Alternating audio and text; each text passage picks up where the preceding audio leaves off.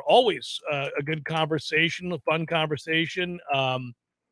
He's a guy that you can really kind of chop it up with and have fun. He's he's an interesting guy. So we're gonna have him on at 1:30. Look forward to it. By the way, Wednesday we'll have an opportunity to play the interview I did this morning with Florida State quarterback coach Coach Tokars joined us, and that was a lot of fun too. Good to talk to him about what he's looking for this spring. Obviously, all eyes on Jordan Travis and the progress that he needs to make, and hopefully will continue to make, and what he could be, leading the way with this offense. But I wanted his thoughts on, what are they looking at fundamentally, mechanics, footwork, all that stuff, mentally, the stuff that they're talking about, and getting him prepared to lead this team. Coach Tokars joined me this morning. We're going to run that on Wednesday. You'll be able to see all of these interviews, whether they be players like we did last week with Jared Verse or coaches like we're doing this week with Coach Fuller and Coach Tokars. You can find them on Warchant TV. If you missed them while you're driving around and you don't get to hear them on the Jeff Cameron Show, go find them on YouTube on Warchant TV. And while you're there, don't forget to like and subscribe to Warchant TV. That way you'll get notified when myself or anybody for that matter on this staff puts together yet another piece. And there's been really good pieces as of late as things start to tick up. Obviously, I want to point to other sports too. It's pretty cool. Ira and I last night were on the Sunday Smash. If you missed that, okay, there you go. Go find that on Warchant TV. But we talked about his article breaking down the amazing comeback on the road against Virginia, in which the Noles still won. And I could watch that. I have watched that replay, watched it live, and then I watched the replay. I've seen the replay probably 30 times because there's always another person to stare at in the crowd and to feed off of their bitter disappointment and devastation. There's always the moment to watch the sadness wash over their face as the realization that they just choked away a 9-point lead in the final 2 minutes against a Florida State team that is hardly its best in the last handful of years, meaning they are destined to go to the NIT with the aforementioned Noles. This is what that sounded like, by the way. Prieto, the baseball pass. Cleveland the catch. Good if it goes. Oh, he hit it! Matthew Cleveland wins it for the Noles. Whole lot of suck it right there. That is a beautiful thing. Devastating. Yeah, that was amazing. That was a lot of fun. And in a season where there hasn't been a lot of fun, we needed it. They needed it. We needed it. And it is really surprising given how bad the effort and the result was against Boston College. That was not a team that kind of gave you any indications. There was nothing about that game that portends of the game we saw against Virginia. So you give them credit. They're fighting. They're still fighting despite all the bitter setbacks, and good for them and good for Coach Hamilton and that staff.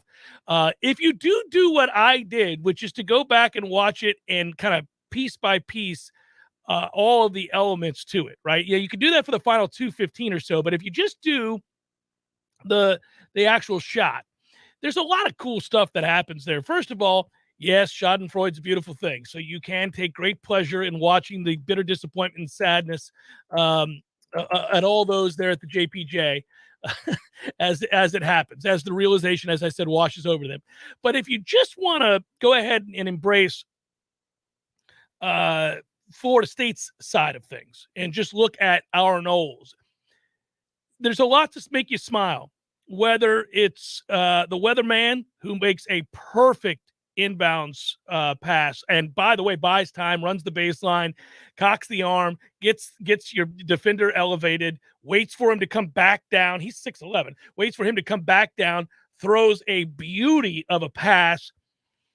And then if you want to just look at the athleticism from Matthew Cleveland, the way that he contorts his body, makes that catch in one fail motion, turns, spins, gets it off inside of a second. Obviously, it's all net, so that'll work. But you want to watch all of those things you can. But watch Prieto as he goes over to the bench to hug Stan Jones.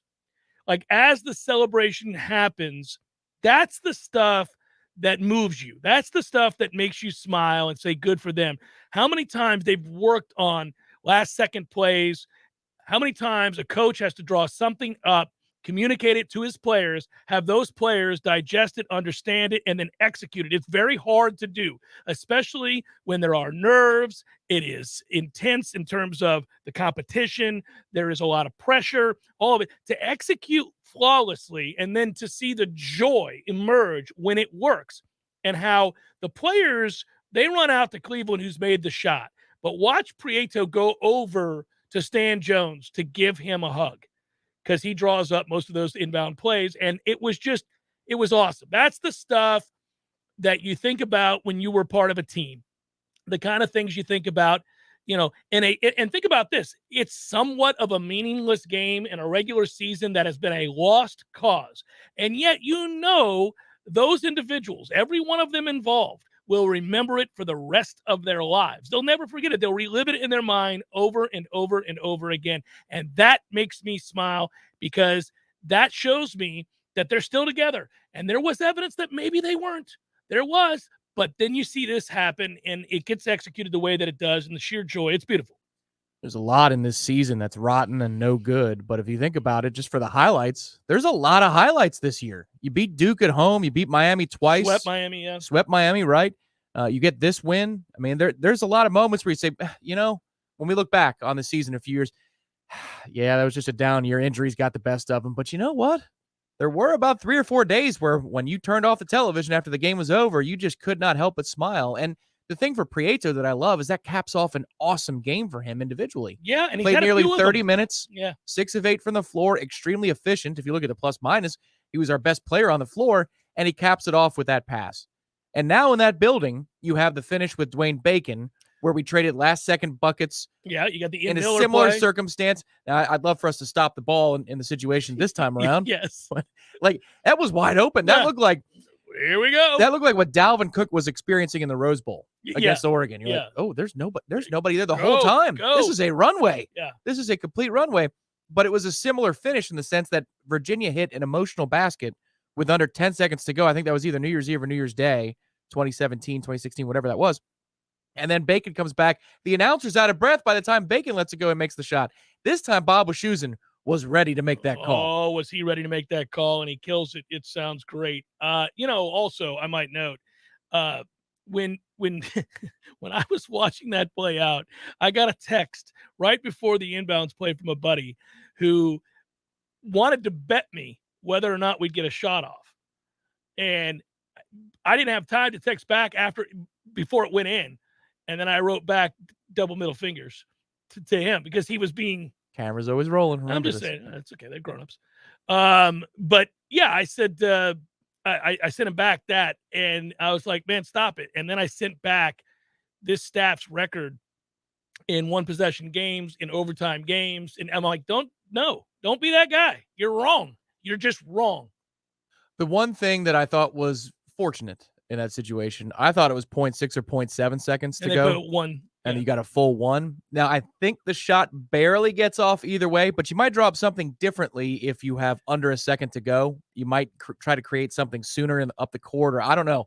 Maybe they draw something up. It'd be interesting to talk to Coach Ham. It's like, if it's 0.6, do you try a pass even farther down the court? Do you try to get the ball out quickly, and then it's a 3/4 court shot? Like, how would you attack it with 0.6 versus 1? Yeah. But those 0.4 mattered. I thought for certain when they went to the monitor, it would be maybe 0.7 if we were lucky. When I saw 1.0, I thought, well, okay. You might even be able to get a dribble off if we didn't need to. No. But you might even be able to get a dribble off if the pass is perfect. You know what's funny about it is you're reminded of it because of the Leitner play all the time, and there was considerably more time in the Leitner play when they beat Kentucky in the tournament. But you realize that you have more time than you think you do. And the trick is trying to get the player to understand that, because obviously clock doesn't start when the ball's in the air. So it's just waiting, and you can only be so quick on that button. So you have a little bit more time. You have a time to catch and turn and shoot, and now he does it in such a flawless one fail, just motion. It's beautiful. It's athletic as all hell. If you're trying to conjure dreams of one magic week in Brooklyn, the fact that Matthew Cleveland is getting to his spots a lot more naturally of late, like, that's the big takeaway for me in this game. Is it continues a trend of this elite slasher, attacker of the basket, I know that Corey tweeted at one point in the game, hey, you don't want to take a foul because you can't get to the line and succeed at the free throw line with any regularity or consistency.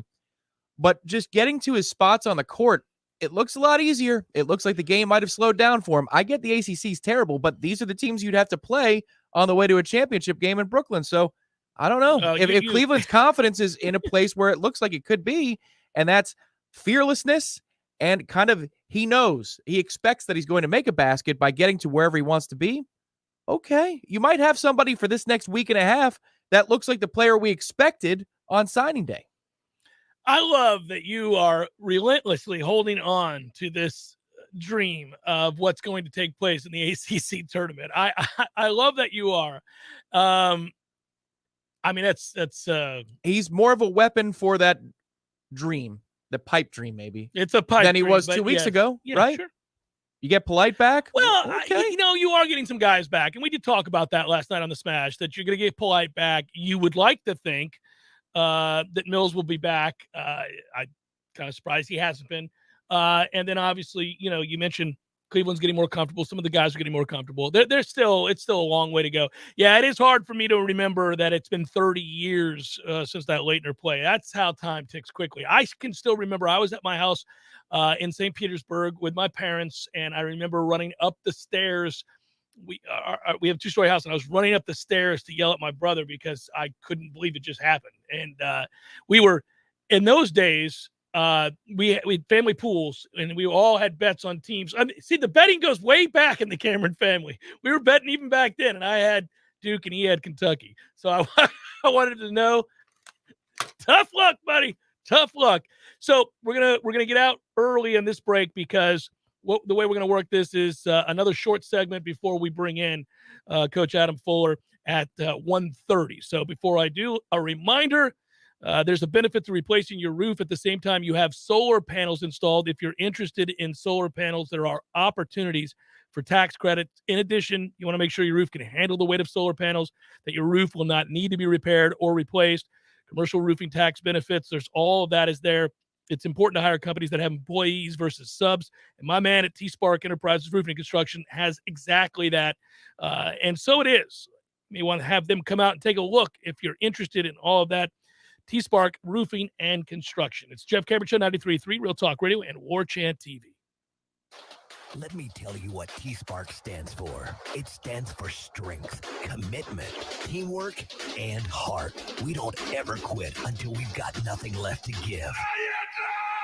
Our team is unstoppable. Want a guaranteed win? Call T-Spark Enterprises for your next roofing or construction project. We conquer all peaks. TSparkConstruction.com. License number CCC 1331204. Were you sold a lifetime of dream vacations only to get stuck in a timeshare with a lifetime of rising fees, point scams, and lies? I was completely taken advantage of. They stole from us. They were thieves. Chuck McDowell, CEO of Wesley Financial Group, has been fighting and winning battles with timeshare companies for over a decade, canceling over 16,000 timeshares, resulting in $257 million of timeshare debt eliminated. I believe that it's my job and my duty to help people out of their timeshare if they've been lied to and they've been done wrong. If it wasn't for Wesley, I would be broke. Wesley Financial Group has thousands of verified reviews, averaging 4.9 and 5 stars for a reason. They get results. I guarantee if we take you as a client, we will cancel your timeshare or you'll pay nothing. For your free consultation and information kit, call now. 800-969-5511. 800-969-5511. That's 800-969-5511. Economists have predicted that 10% inflation is baked into our economy for the next several years. But who knows? In uncertain times, there's still one certainty. Precious metals like gold and silver hold their value. So maybe it's time you called America's trusted precious metals authority, the Elite Bullion Investment Group, at 941-230-GOLD. 941-230-GOLD. The Elite Bullion Investment Group specializes in physical gold and silver, everything from coins to bars, real physical precious metals, assets you'll hold in your hands. Call Elite Bullion Investment Group for a free precious metals investment analysis. Ask about a gold IRA. Call 941-230-GOLD. Check them out online at ebigusa.com. Protect yourself. Call the Elite Bullion Investment Group, 941-230-GOLD. The Elite Bullion Investment Group, 941-230-GOLD. Widden Glass has been taking care of business since 1945. When you call Widden Glass, you're dealing with experienced, reliable professionals who offer only the best. Like Widden's top-of-the-line bath enclosures that provide style and luxury at an affordable price. Eye-catching storefronts are a specialty at Widden Glass. We'll help you design it and install it. Widden Glass, the first name in glass replacement. Call 222-5781. This is Dr. James Ryan Finn from Finn Chiropractic. The number one myth about chiropractic is you don't have to take care of your spine until it hurts. Most patients come in with symptoms, neck pain, back pain, headaches. Those are not the cause of your problem. That's the result of your problem. So unmask the cause of your problem at Finn Chiropractic through the Phenomenal Health Examination. So if you're a loved one or having neck pain, back pain, or headaches, don't mask the symptom, unmask the cause at Finn Chiropractic, because your chiropractor loves you and there's nothing you can do about it. We all want more energy, more strength, more results. Well, welcome to Orange Theory Fitness as you take a step towards feeling more alive today. Backed by science, Orange Theory's heart rate monitored workout is scientifically designed to keep heart rates in a target zone, spiking metabolism and increasing energy. Orange Theory Fitness is a one-of-a-kind group personal training workout resulting in more energy, visible toning, and extra calorie burn for up to 36 hours. Experience a more vibrant life today with Orange Theory Fitness. To find out more, go to orangetheoryfitness.com. The Jeff Cameron Show, brought to you by Orange Theory Fitness. 2 Tallahassee locations, Midtown on Thomasville Road and Northside in the Village Common Shopping Center. Online at orangetheoryfitness.com.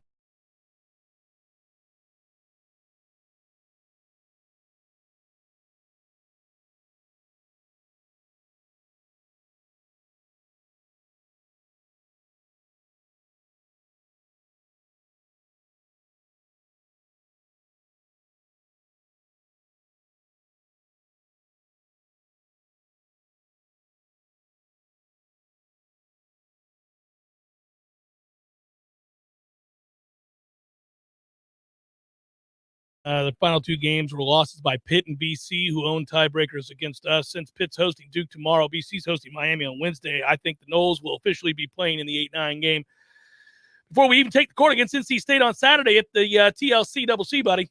All right, we can win that one. Yeah. 1-0 in Brooklyn. Send Boeheim packing. What a weekend in college basketball. I should mention that Saturday was crazy. Gonzaga, Arizona, Auburn, Purdue, Kansas, Kentucky. Peace. Loss. On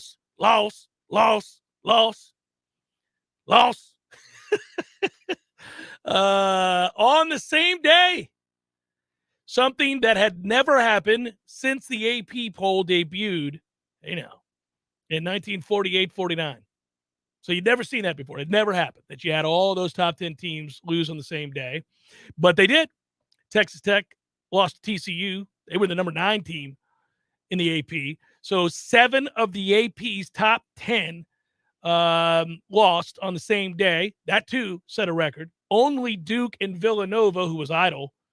Baylor beat Kansas, who was number 5, but Baylor's 10th. So there it is. And now you begin kind of the fun time, Tom. Actually, you begin conference tournaments today. It starts now. Northeast Conference begins play tonight. I know you're going to be locked in. Oh, thank God. Tomorrow is the opening round in the Atlantic Sun, also the opening round of the Horizon, as well as the Patriot League. And so it's a big week for Big Daddy J. It is a very big week to take advantage of opportunities in conference tournaments abound. And who doesn't want to celebrate all that? By the way, if you didn't watch our game in the ACC and you're a huge fan of the ACC in basketball, this year has been a bitter disappointment for you. But if you didn't watch our game and you decided to tune into the others, only the Virginia Tech Miami game was worth your time. 71-70 Virginia Tech. There we go. Very proud of them. 8 points down in the final 142 to steal it from the hated Canes and their sorry-ass fans. It's a glorious thing to watch. That game was at Miami, so the bitter disappointment that washed over their face was equal to that of the fine, uppity people at the JPJ. Isn't that glorious? Yeah, we pissed off some fan bases on the road this year. It's good. Beautiful. Poison them with hope. Duke beat Syracuse by 20. Not a watchable game. Notre Dame told Georgia Tech, touch your toes, 90-56 right there. That'll hurt your feelings. North Carolina, they also routed, and Wake Forest blew out Louisville. Clemson beat up BC. So those standings are pretty much set in stone. Adam Fuller is the defensive coordinator at Florida State University. He's going to join us on the Jeff Cameron Show next. Your local news now. The Florida Dental Association Foundation is giving dental care to more than 1,000 Floridians at no cost. The FDA Foundation will be hosting its 7th Florida Mission of Mercy event to provide patients treatment to relieve the pain and infection of any untreated dental disease. The event will take place at Donald L. Tucker Civic Center in Tallahassee on Friday and Saturday, March 11th and 12th from 7 a.m. to 7 p.m. Jackson County Sheriff's arrested 3 suspects for illegal drugs. JCSO got a complaint from a local financial institution of 3 suspicious individuals lurking around the area. When the deputies arrived at the location, the 3 suspects were identified as Joan Deborah Ann Zero, Donald Lamar Harrison Jr., and Spencer Dean Boland. They are all from Chipley, Florida. Deputies searched the suspect's vehicle and found a substance that field tested positive for MDMA and drug paraphernalia. All 3 of the suspects were arrested and charged. This is Rachel Lene with your Real Talk 93.3 local news update, brought to you by Macklemore Systems, Tallahassee's go-to Mac store. Check them out online at MacklemoreSystems.com. This is meteorologist Paul Trombley with your Real Talk 93.3 weather update. Overcast skies this afternoon with a chance for scattered rain showers. High of 63, winds out of the northeast, 5 to 10 miles per hour. 47 tonight, cloudy, mainly clear skies and quiet tomorrow. High temperatures reach up to 72. Temperatures above average Wednesday and Thursday with highs in the upper 70s. This report is brought to you by the Lawn Johns. For all your landscaping and lawn care needs, visit thelawnjohns.com. Right now, 57. Let's take a minute to imagine all the things you can accomplish with help from Southeast Portable Buildings. Are you a hoarder? Hoard some more. Get a storage shed. Mother-in-law moving in with you? Put her in a shed out back. I'm kidding. Still working on that engine that you're going to finish from last summer? Move it out to a new workspace with Southeast Portable Buildings. From she sheds and man caves to repair shops and trophy rooms, the possibilities are only limited to your imagination. Visit Southeast Portable Buildings today. If you weren't the owner of Gordo's and all those wonderful restaurants, Eddie, what would you be doing? You know, I think I'd want to be I don't know what I'd want to be, a boat captain or a cowboy. You know how to use a lasso? No. You'd have to do that if you were a cowboy. Yeah, but I've never even been on a horse. It's not my place to be on a horse. I agree. And the horse thanks you. Gordo's, bringing the flavor and flair of Cuban food to Tallahassee since 1996. Here's what you missed on the Greg Tish Show. Chattanooga, Tennessee. Pastor Tabner was alone with a female church employee. She in a towel and he in his boxers. The charismatic 41-year-old Hurley explained the two of them had been making chili and gotten food on their clothes. With the hot dogs that they were making, we are hoping that the pastor used the right condiments. I think there was at least one hot dog involved. I don't know what you're talking about. We were just making chili dogs. The Greg Tish Show, Monday through Friday, 6 to 9 a.m., only on Real Talk 93.3. Jeff Cameron Show is a production of the Warchant.com Multimedia Network. Check out Warchant.com today for the latest news inside Florida State athletics. That's Warchant.com. Now, back to Jeff on Real Talk 93.3.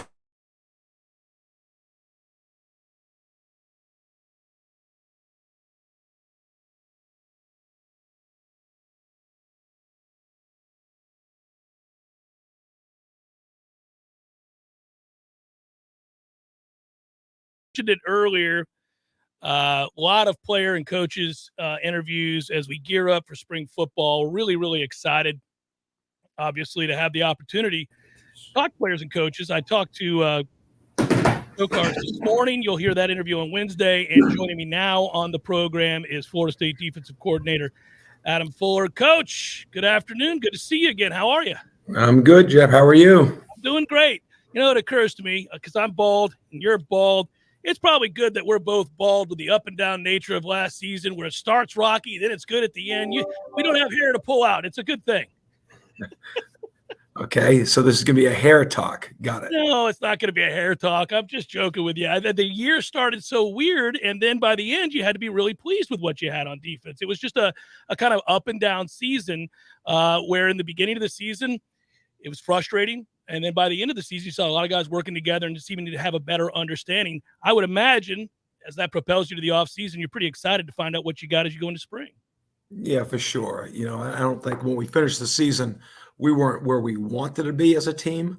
But I was definitely excited about the steps that we took on defense and, just the way we were playing. Were we perfect? No, but I did like the buy-in. I did like the execution collectively. And, we played better team defense as the year went on. And I had a good sense of knowing what we were going to get day in and day out. And so it's exciting to have most of these guys back for sure. What clicked in your estimation, Coach, as we talk about that second half of the season? There were times where your unit was downright dominating. I mean, against some good teams too. So if we go back to the beginning of the season where that's not the case and we get to that midway point and what a lot of people thought was going to be the most difficult aspect of the schedule, when before the season began, you never really can tell, but you looked at those groups of teams and you thought, man, Florida State's going to have to win some games early because it's going to get real tough late. But that's where you guys shined. You were really good in the second half of the season. What clicked? I just think there were a lot of things that improved. And, the mindset day to day, from a Sunday to Tuesday to a Wednesday, Thursday, Friday preparation, the standard got raised, and one of our best players were definitely our hardest workers. It came down, there were Friday practices where, it would be 8:30 in the morning and Jermaine would be chasing a scout quarterback down the sideline, or we had Fabian Lovett and Jarvis Brownlee converging on the ball, on a typical Friday morning before, game day. So I just think the mindset definitely improved. And then we kind of identified what we were as the season went on and got guys in positions where they played consistently together. We were trying to keep it as streamlined as possible with what we were calling and how we were playing in situations. So I think that helped the guys play fast. They became really comfortable playing with each other and, developed some confidence as it went on. And I think that started to show. Coach, when I think about the start of spring and I look at your defense as the whole, let's start in the defensive backfield, where obviously you have some newcomers that people are excited about, and Sam McCall and Azaria Thomas and Greedy Vance comes over. But you also have a ton of guys with a lot of experience who began to emerge. I know folks get really excited for good reason about a Kevin Noles, or of course we saw Akeem Dent, and Shaheen Brown's a guy I'm excited to watch, Marion Cooper. You have a lot of versatility, a lot of ways that you can work this. Talk about that secondary group and how you see this playing out in spring. Yeah, I think they probably had the most growth as the season went on from a position group. I think part of the reason you saw that is because, by the end of the year, we had two freshmen playing a significant role in Kevin Noles and Duke Cooper, but we've got 10 DBs that have played a significant amount of football, and you need it in this league. I mean, we played over 150 snaps of 6 DBs at a time. There's 5 DBs out there, I'd say over 500 snaps in the season and 6 over 150 snaps. So, in our league, you got to make sure that you've got depth, but quality. And I think what happened last year, from Louisville on, is we locked into a rotation, especially at safety, where the communication and the playing with each other and off of each other really becomes a premium. So, I think when Kevin was able to take over that nickel role, we were able to move Jamie Robinson to safety full time. It really developed some consistency. Akeem Dent started to play better football. Jarquez McClellan, we call him Pack, really developed a role in our sub defense. And then we've got some other guys that have played a lot of football back there, and Sidney Williams, Shaheem at safety is somebody we're really counting on. Love the way he's taken the steps since the season ended. And then at corner, Jarvis really improved. Brownlee played better from the middle to the end of the season, and somebody that we rely on being somebody that we can really count on in one-on-one situations, but also in run game. And then, we've got a bunch of returning corners. Like I said, we got 10 DBs that have played a good amount, and we'll need them all, But I think when we started to really develop the consistency, not only from a communication, but just playing with each other, especially at safety, that really, really tied together a lot of things that we were doing and really helped us take those steps to limit big plays and, to start to pick the ball off. I think we had interceptions in maybe the last 6 or 7 games of the season last year. So it really started to pick up, and, excited because we're getting, everybody that's played for us in the back end is back, and we've added some additions. And as important as adding the additions is you're getting guys like Shaheen and Kevin Noles, and Duke, guys that even played a lot, they're going through a full off season. So, really like the direction we're heading in the back end. I'm curious, Coach, you brought up the Louisville game. I remember thinking after that game, I think they found something. I think there's something there. And you specifically brought that up. Did you feel that way at the time? Did you note it at the time that you thought, okay, there's clearly something that is clicking with these guys? They were so much more aggressive coming up in the run. Everything about from that game forward seemed to indicate or portend a better play. Did you know it in that moment, despite the bitterness of a loss? Did you know walking off the field, okay, I think we got something here?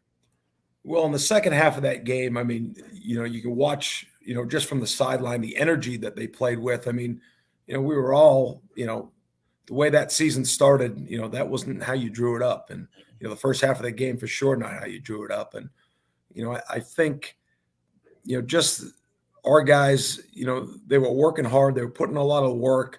But when you're down big at home, I mean, that's a feeling that you can't really put away. And I think we responded, not well enough. We couldn't finish it, but I think that really got our guys trying to understand, what the standard was and what we were trying to get done. We all want results. And, I think our guys got frustrated, and instead of making the frustration, pointing fingers, they really kind of united a little bit more. And I think we started to come together as a football team and program. Not that we weren't before, but, you don't want to say we were result driven at that point, but, sitting there at 0-4, there were a lot of guys that had to make decisions. And I think a lot of those decisions really unified our football program. And we started to push. And, I think, in the second half of that game, we really started to get into we cut down the reps as far as who was playing, and, especially at safety. And I think that started to quantify as the season went on, because a lot of those guys started playing together in a little bit more of a rhythm. And I think it started to pay off. Coach, I want to ask you, because somebody in our chat here watching the show as we film it, I thought had a good question. So I'll relay it to you, and then the rest will be from me. But Briley said he would love to hear what specific metrics, empirical measures of defensive performance that you use, and you'll be analyzing to judge growth of individual position groups in the defense as a whole. And I know you guys use a lot of them, so that's why I asked his question, because I remember talking to you before last season and came away from that having learned a lot from talking to you. So I'm kind of curious. Yeah, I mean, back in the day when, before analytics came out, I think we've always used them, in developing, whether it's metrics, whether it's, numbers that quantify success and all those things. I think it's all important. It's just been a lot more publicized now. But, we try and teach our guys what success looks like situationally and down in distances. And so when you practice against the offense in the spring, there's fundamentals that we're trying to work. There's coverages and pressures we're trying to work, but just so they can understand what winning football looks like situationally, whether it's, wins on regular down distance, whether it's wins on second and long. Third downs are pretty easy, right? You either you stop them or you don't. And then the fourth down football's, pretty self-explanatory. But, I would say, to answer the question, some of the metric stuff that we get into, or some of the numbers that we get into that quantify, are, run game success, pass pressures, which just isn't sacks. I think it's just affecting the quarterback in ways that we try to teach. We do something in the off season that we call it, when we do have meeting times, we have things that we call run basics, pass basics, pass rush basics, where we teach the whole defense on what it looks like to have success, in each one of those three phases. So, we are working numbers, whether it's red zone numbers, third down numbers, or just regular down distance, second and long numbers. All those things are things that we try to give those guys numbers to judge what success looks like, in each one of those situations. How relieved, Coach, were you to regain, if you will, the services of Big Coop and Fabian Lovett? Obviously, that's a starting place where you're solid up the middle right off the bat. That was good news for all Noles everywhere to hear they were coming back. Yeah, it was great news. We try to, as the season starts to wind down, it's human nature because it's on the player's mind, and you try to stay as locked into the week as you can. But, I think, like a guy like Robert Cooper, I think he's come a real long ways, and I think he's got a chance to have a really special year. Really excited about that he's coming back. And then, Fabian, who I think was probably one of our most improved players on defense, or our whole football team last year, to have both their leadership, but also their work ethic. And anybody can watch film 2 years ago to last year and see the improvement they made, and to put them in the middle of our defense, was a big deal. It's going to solidify our run defense.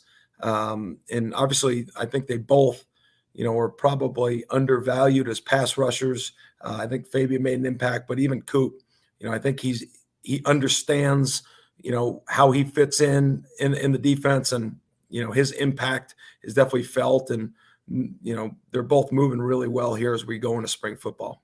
Curious, Coach, behind them, and I'll get to what everybody's going to want me to talk to you about, which is obviously Jermaine Johnson, Keir Thomas moving on. But I thought Melvin Ray at the end of last year, Jarrett Jackson, I know there's high hopes for Joshua Farmer. Talk about a little bit of the depth that we have at defensive tackle. Yeah, last year, Fabian Coop played a significant role. Jarrett Jackson, who I think he's got an extremely high ceiling. He was banged up with injuries a little bit last year, but when he did play, definitely you could feel his presence. He's he's a very talented inside player. Malcolm Ray, really came out of not nowhere. He's always been talented, but it just clicked. I think at defensive tackle, especially, it's hard to judge where you think somebody will be as a freshman and even as a sophomore.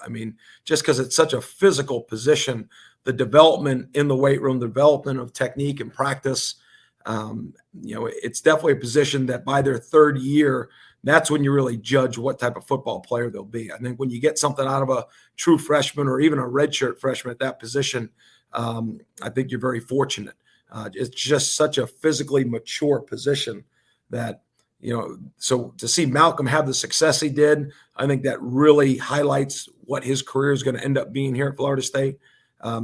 Joshua Farmer, we played him in 3 games last year. We wanted to redshirt him. We were able to, and he's up to 300 pounds. He's somebody we identified when we first got here as somebody that is prototypical to play defensive tackle for us. And he's checked all the boxes. Now it's just about going out there and showing all the work he's put in. So I think if you add those guys, those are 5 guys that can really help us. And then we've got the incoming freshman and Daniel Lyons, Bishop Thomas. We'll see where TJ Davis is at. And then the flexibility that Dennis Briggs will bring us too. I think that gives you a little bit of a group inside that we can count on. Yeah, Coach, Dennis Briggs was having a great season. He gets hurt. You're kicking him to the outside, I guess it looks like, or you're going to have the versatility of what he can do inside and outside. I had a chance last week to talk to Jared Verse. Everybody really excited about him as well. Obviously, he's a kid who everybody was going after across the country. Florida State wins his services. I guess talk about having to replace the 2 studs. Obviously, everybody knows what Jermaine Johnson did. That was an unbelievable season. We wish him well in the NFL. And Keir Thomas, too, was really, really good. Talk about those edges. Well, anytime you can kind of give a plan and then put the work in to execute the plan and then see it work, that's all part of what we're trying to get done here. And, we identified last year at this time, a year ago, both Jermaine and Keir, and, studied their tape, got a chance to meet them, coach them, put a plan together for them. And they both, they had great seasons here and will forever be Seminoles.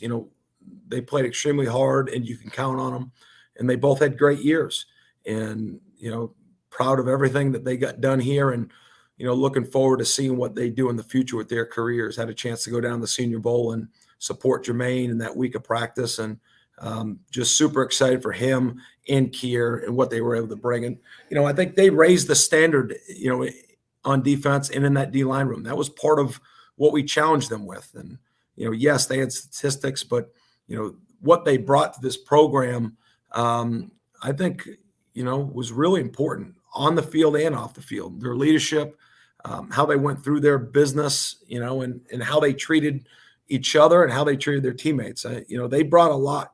And, just leaving, there's some stats that have to be filled, but there's some leadership that they definitely left behind for some of the younger players and guys like Fabian and Derek McClendon and Coop to pick up and move forward. So, appreciative of what they brought to us, and will always be in their corner. And there's never anything that I'll always be a phone call away for both of them. I thought they brought a lot to us. And, so we had to go out. We knew, listen, we signed 3 freshman defensive ends 2 years ago, in Patrick Payton, Byron Turner, and George Wilson. And, they all redshirted, and I think they've all got a chance to be really good players. So we knew we still, it's hard to rely on redshirt freshmen. So, at that position, Derek McClendon was really the third, and I thought he had a very productive year, and he's had a great offseason, and he's going to get an opportunity to really take his game to the next level. Quayshawn Fuller was the fourth, so he's got to continue to develop. We brought Leonard Warner back, which, he had an injury last year, so we really never got to use him, but he'll be put into that mix. And then we did feel like with the 3 redshirt freshmen and what we had coming back, we did want to go out and find the right fit. And I think Jared's one of them. He plays extremely hard.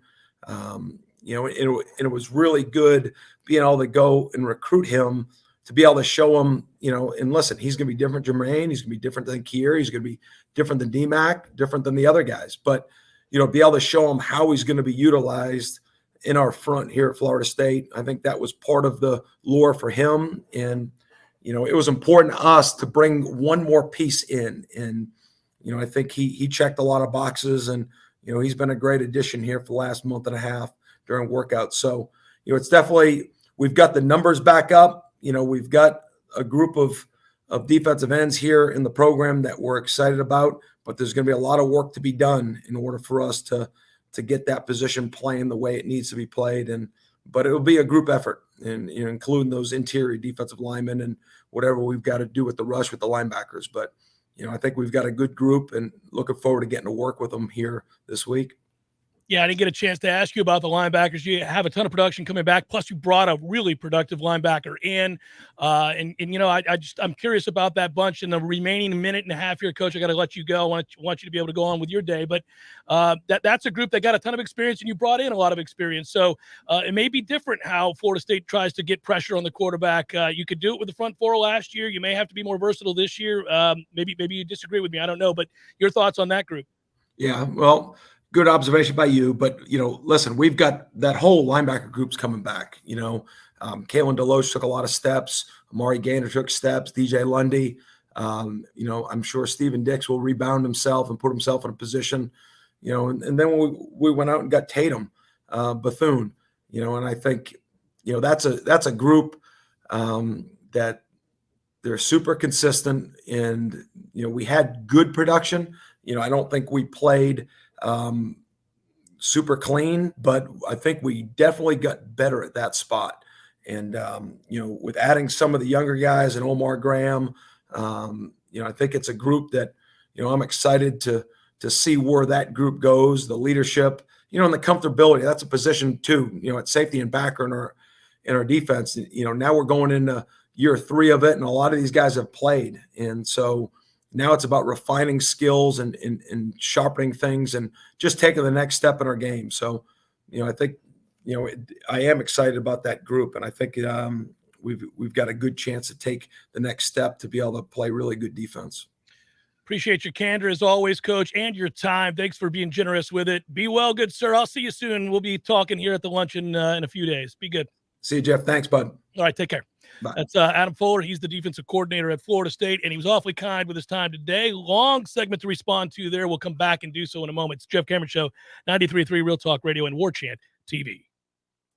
Applications, onboarding, payroll, termination. Business owners and managers, these are the processes that take away too much time from what you do best. But what if there was a locally owned, responsive solution that would charge you a fraction of the big national payroll companies? Sound too good to be true? It's not. North Florida Payroll Services is Tallahassee owned for nearly 15 years. And in that time, their prices have never changed. The reason North Florida Payroll Services can do that? Exceptional customer service that constantly evolves with the latest technology. From application to termination, for turnkey service for your payroll and HR services, trust a Tallahassee expert and save yourself time and money. North Florida Payroll Services. Online at northfloridapayroll.com.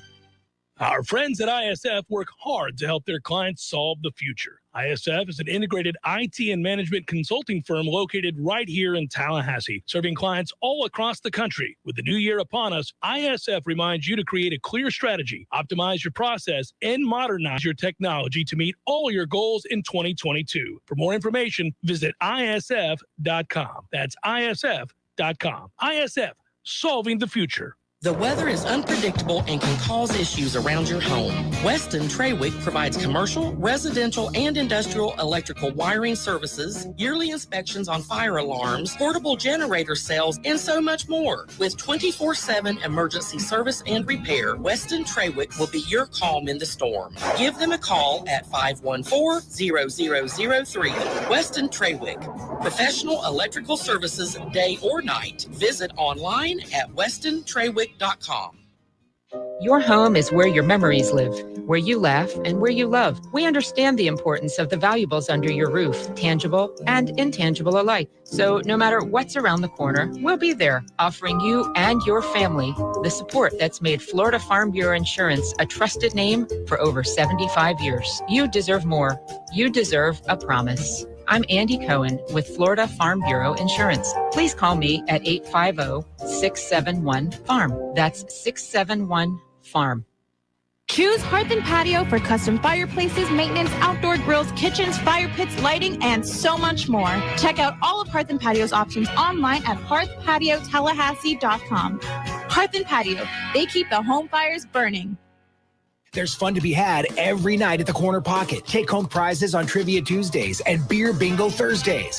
And kickstart your weekend with Martini Fridays. Plus happy hour runs every weekday and game day specials every time the Noles take the field. Watch all the best games at the Corner Pocket's Vegas wall, featuring 560 inches of flat screen TV heaven. Oh, really? The best food, the best drinks, and the best place to watch all the games. Tallahassee loves the Corner Pocket.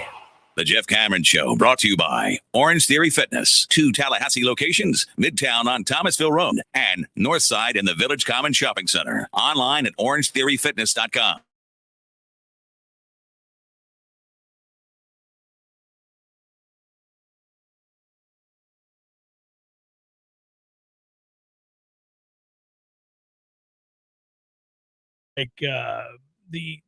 The conversation with him is always straightforward, and you can ask him things that I think with certain coaches you might be wanting to dance around or maybe not be as direct, but he's not that way. So I commend him on that because these guys obviously want to win as much, not more than anybody. So the frustration that we feel and express is probably just a small measure of what they feel when things aren't going well. But really, if you think about the seesaw nature of last season, it could not have started worse for this defense. Every week we were watching a defense that gave up huge plays. And in particular on the back end of that secondary, communication was, for whatever reason, terrible. There's no getting around that. I think he would admit that and basically did when we were talking there. But then I talked to you about it at the time, and I really do believe that they figured some things out in the second half of the Louisville game, and that's been debated. Some people think Louisville stepped off the gas. I don't know, man. Again, it's very specifically, if you look at the score in the third quarter, they're not stepping off the gas. But anyhow, I go back to this. They played more competently and confidently in the second half of the season. It gives you reason to think that there was maturity and emergence and confidence there with quite a few of those guys that are coming back this year. So that's a big deal. Yeah, use the context clues of what he said. The first month of the season, when things were going wrong, guys were pointing fingers at each other and blaming each other.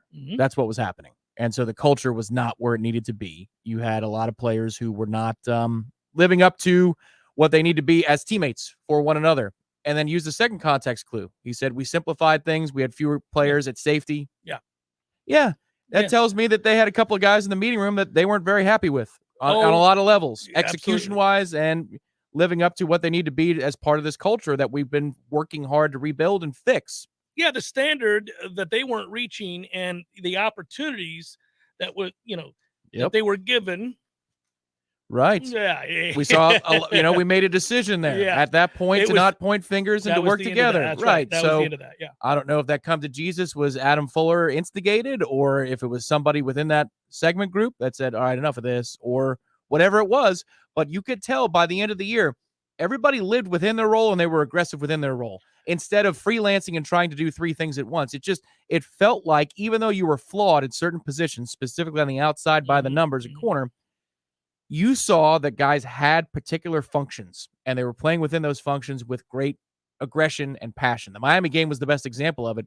We were physical as hell that day, but it wasn't from a place where you're saying, why is that guy in that part of the field? Right. It was where they should be. Well, I think it made it easier on them because the guys that weren't buying in were oftentimes the victims of those big plays. And then the guys that were fighting and passionate and maybe angry about all that was happening were beginning to understand better and be asked to do less in their roles. Plus, you had the emergence of the young guys. Noles emerging helped immensely. So all of a sudden, it's facilitated by what you're seeing on the field as well as off of it, but also the emergence and growth physically and mentally of the younger guys. And now all of a sudden there's versatility and you can fall back on that and say, okay, this is what we're going to do. Because it can't get worse. Can't get worse at 0-4. In that particular position group, I was glad to hear that Shaheen Brown is still somebody they think a lot of. Well, because, I do too. We did in fall camp and there was a lot of talk about Shaheen with our whole Warchant staff. Saying that guy looks like he fits the mold of what needs to be at that particular position, what you're trying to be as a defender, the attitude, nose for the football, all of it. And then Bupkis, right? You didn't see him on the field hardly at all. And you're wondering what gives. Well, again, it's a longer term development and they still very much like what they're seeing out of Shaheen Brown. And if he sees the field, that frees you up to move some other players around. Anytime that a guy emerges at a very young age and you get excited about what you're seeing in a camp, let's say, as we were with Shaheen Brown, who's a redshirt freshman now, so you get excited because he's a big kid. He's 6'2", 200 pounds. And you think, oh, he looks like he can play now, but we forget how young he really is. And if you get lost frequently, it doesn't matter how many big plays you make in a practice, if you're getting lost from time to time, and that is going to result in big plays, and you're already giving up big plays, then you can't pull the trigger because a couple of things. You put them in that position and they fail, man, you think about the confidence that gets affected in that situation for a young guy who's physically gifted, but you don't know if he's there yet mentally. You don't want to subject him to that. So I think they did the right thing and protected him a little bit, and now he gets the experience that he got a year ago. He's obviously stronger. He's obviously more experienced, and now he'll come out and I think have a really good camp. Also, it helps to, once you understand the speed of things pre-snap, then your mind is slower. So you're able to communicate if you need to, make your linebackers line up and aligned a little bit differently, or if you need to be on somebody's inside shoulder, outside shoulder, all those little things, they add up. And that's one thing I'm looking forward to see if Tatum Bethune is an answer for as a linebacker, because last year you saw in fall camp, it was Amari Gaynor, Steven Dix at one group, and then it was Lundy, Kalen DeLoach. And Lundy, Kalen DeLoach were the better of the two, and it was clear early on in camp, and that's the way it played out. But you've got to have the ability to communicate on the field. I thought we were lacking there a little bit, making sure everybody's aligned where they need to be. Maybe Tatum Bethune can help. A lot of options, a lot of experience. Hour number 2 forthcoming. Stay with us. Jeff Cameron Show, 93.3, Real Talk Radio, and Warchant TV.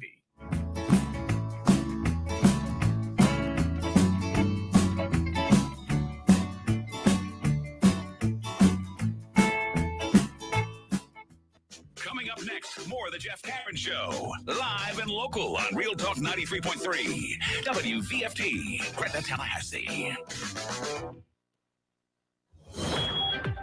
Breaking news this hour from townhall.com. I'm John Scott. Ukrainian President Volodymyr Zelensky has announced that he signed an application for Ukraine to join the European Union. That process could take years. EU membership must be unanimously approved by all members. Speaking during an emergency session of the UN General Assembly, Ukraine's UN Ambassador Sergei Koslycha says Russian President Vladimir Putin started the war and compares the situation to Hitler during World War II. This war was not provoked. It was chosen by someone who is right now sitting in the bunker. We know what happened with the person who sat in the bunker in Berlin in May 1945. As Russian and Ukrainian officials held talks at the Belarus border, the General Assembly and the more powerful UN Security Council both scheduled meetings today. In Geneva, the UN Human Rights Council voting to hold its own urgent session. Ordinary Russians facing the prospect of higher prices as Western sanctions over the invasion sent the ruble plummeting. That led uneasy people to line up at banks and ATMs. Also at townhall.com, Americans are increasingly unhappy with President Biden's job performance. As he prepares to address the American people on the State of the Union, the president faces growing disapproval of his job. A new Washington Post ABC News poll shows 55% do not approve of Mr. Biden's leadership. Overall, 44% say they strongly disapprove. The economy by far is the biggest factor. 4 in 10 Americans say the economy is in poor shape, and 75% rate the economy negatively. Greg Clugston, Washington. The Dow is down 352 points. The NASDAQ 37 lower. More at townhall.com. The young lady from the rescue delivered happy, and I panicked. He was missing hair, stinky, scabby, and I thought, what did I get us into? The cause of his issue was poor nutrition. It was neglect. The other owners didn't care enough about him to give him the nutrition he needed. But I have a vet that I trust, and she recommended Dinovite. DINOVITE.com. I ordered the first 90-day supply, and within a couple weeks, his skin started clearing up. He didn't smell. He had more energy. He just had a glow and a bounce about him. We've been using Dinovite for the last year, and Happy the rescue dog is Happy the healthy dog. I tell all my friends who have rescues to give their dog a chance at a new start with Dinovite. You won't believe how happy your dog will be. It's going to pay off for you and your dog for years to come. DINOVITE.com. What's important when shopping at a gun store? Let's start with a friendly and knowledgeable staff.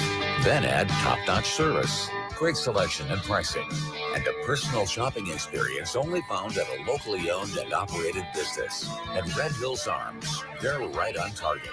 While other gun stores come and go, Red Hills Arms remains Tallahassee's go-to local gun store for all your firearms needs.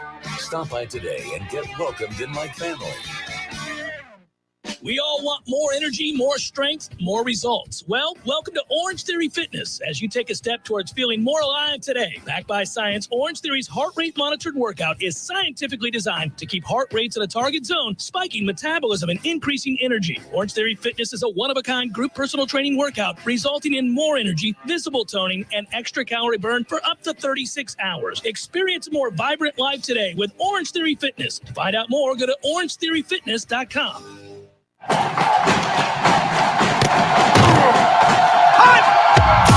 Broadcasting live from Florida's capital city, this is the Jeff Cameron Show, brought to you by Orange Theory Fitness on Real Talk 93.3. Now, stop what you're doing and listen closely. It's time for the Jeff Cameron Show in 5, 4, 3, 2, 1.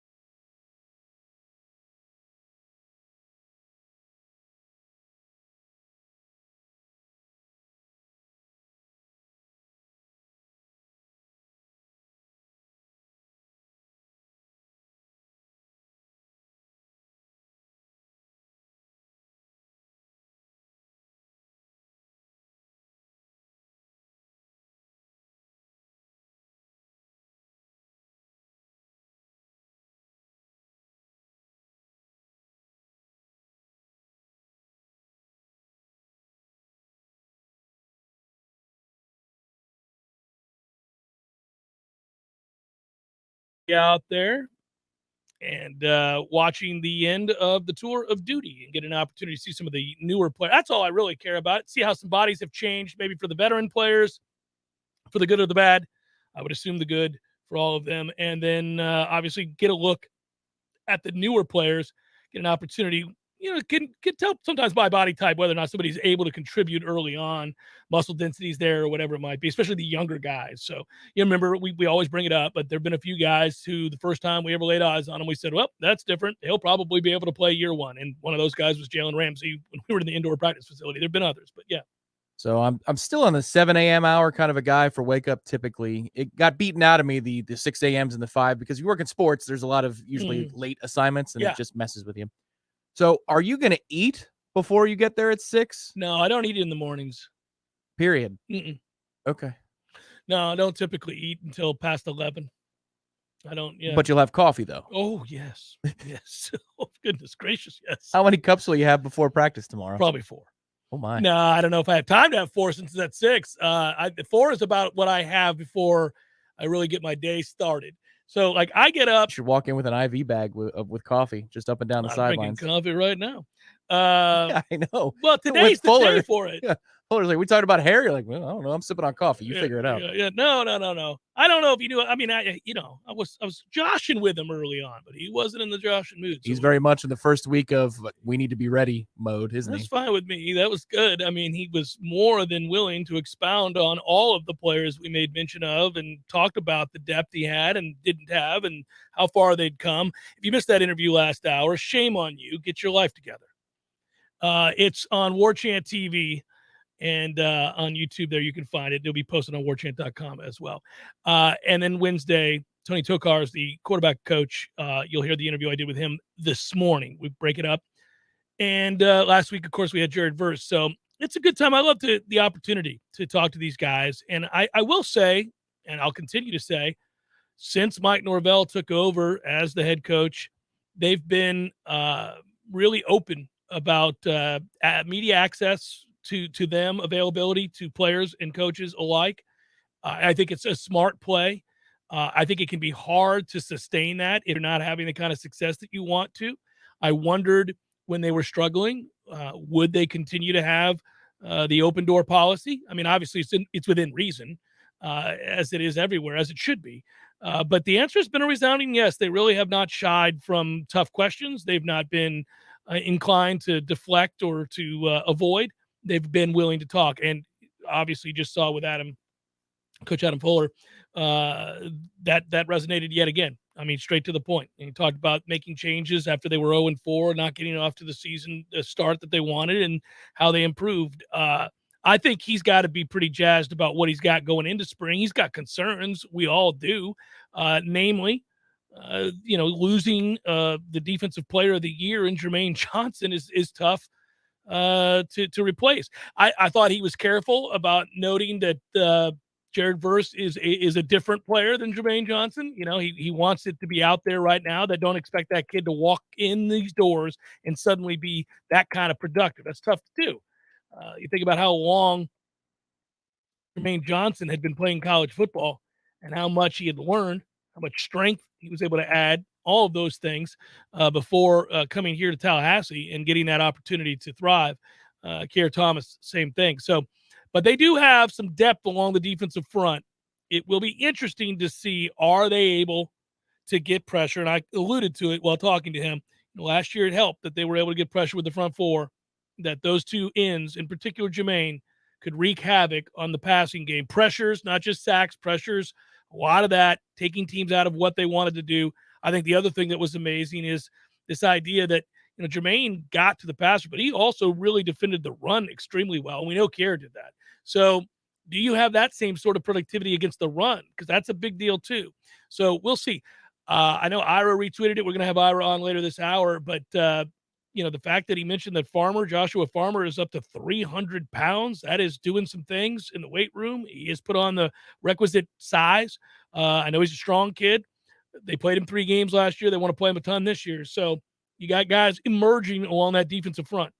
He did allude to briefly It was an answer, I think, to the verse question or the discussion around verse that, if they need to work in pressures with their linebackers, they will. But he did mention that. And I think that's something that we'll probably get into later in the week when we talk to Adam and we get to see what practice looks like, too, over the next 10 days or so. So they have 4 practices before they break for spring break for the university. So that'll be something to watch and see, okay, are you implementing those things earlier? Because in a way, you're conceding that you just can't have what Jermaine and Keir Thomas gave to you, or do you try it first last year's way and see what these kids can do, and then we'll roll out the pressures later? But it sounds like it's at the top of Adam Fuller's mind that linebackers might need to get more involved in pressuring the line of scrimmage. You feel like also, by the way, that this is, of course, it seemingly is, but I think it's sort of a pivotal year for Amari Gaynor. I mean, for his career, for what he is at Florida State, all of it. It's a really important season for Amari Gaynor. There have been moments with Amari that you thought, okay, light bulb may be going off there. Then there have been moments where you thought he's just not going to get to where we would need him to be or where we expected him to be when he committed. And there's still time. So this is a big year for him. And maybe if you have consistency up front again, and you have a little bit better depth at linebacker, where you can really, in his situations, pick your spots to let it fly. Maybe he becomes a little bit more impactful.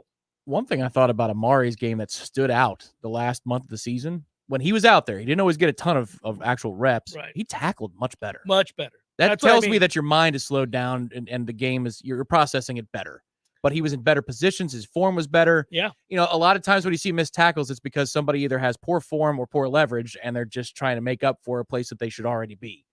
I thought he looked very controlled on the field. So there is potential there, and especially around the line of scrimmage, if you're in a third and obvious, he can help you. He's a kid that physically looks the part. Every time you see him, you think, well, that translates. Let's see then if, instincts have always been a question mark a little bit for him, but for me, if the game slows down, like you said, if you're productive, then maybe you start to trust yourself a little bit more. Obviously, he had success last year. Take that next step because you know what you're doing and you feel good about it. And you have some guys around you that when you need a breather, you've got somebody to replace you so you can really ratchet up the engine there. I hope that's true. To recap, obviously, last hour, we did mention the miracle shot that made us smile, Matthew Cleveland's shot on the road against Virginia to steal a win, to grab victory from the jaws of defeat, to shatter senior day in the blinding beauty that was Charlottesville, Virginia, to shatter NCAA tournament hopes for the said Cavalier program. Sounded like this. Prieto, the baseball pass. Cleveland, the catch. Good if it goes. Oh, he hit it! Matthew Cleveland wins it for the Noles. Yeah, and you're happy for that team because the season has not gone the way that they had wanted. They've been injury-riddled. They also weren't playing well before they were injury-riddled. It should be noted that wasn't a good basketball team, but that didn't help. They had a ton of those injuries, and then this thing sunk into a dire place. Obviously, nobody has been more supportive of this basketball program than the Jeff Cameron Show over a number of years. So it's been bitterly disappointing to watch that play out. But to see that measure of satisfaction and sheer joy on their faces lit up the room, lit up the day, if you will. Loved watching the video of Ham because live when it happened, we're all jumping around just like they are, celebrating and camping. You're running across Corner Pocket Bar and Grill. Do we have that? Do we have that picture? Yeah, we do. So my wife had showed up in the second half, and I said, if we make this, because they moved it from 0.6 to or 0.3 to 1. To 1, yeah. So if we make this, I'll just run across the bar in celebration. Because I've done that before. Years ago for the Wake Forest game, I called a pick six. Because that was the day that Aguayo missed his only kick the whole season. Yeah, but so that game about it. That game was over at like 12:45. But I called a pick six, and at that point, we did a lap around the bar, just like hands held high. I like doing that. I did that with a fantasy football win once as well. Right. So I'm going to do that if it happens. And our friend Bill Hayes captured on a still on the security camera of me running across. And there it is. Yeah. I'm wearing Met stuff. I was in a golf tournament, and our captain was a Met fan like me. So that's why the orange and blue is on. But you can see the folks in the back right at Corner Pocket who are celebrating. My favorite part is that it's relatively kind of quiet. And folks here, obviously, in certain parts of the video, couldn't care less about Florida State's big win. However, this right corner, everybody is celebrating, and there's Tom running. He's running. I like it. Cheering, applause, all the good stuff. Yeah, but back to my point, because I'm jumping around and you're jumping around and everybody's jumping around, I didn't see the stone cold pimp that is my man Leonard Hamilton just stoically, calmly turn to walk to shake hands. No fist pump, none of it. I've been here, seen this, done this. I'll shake your hand, Tony. Have a good day, sir.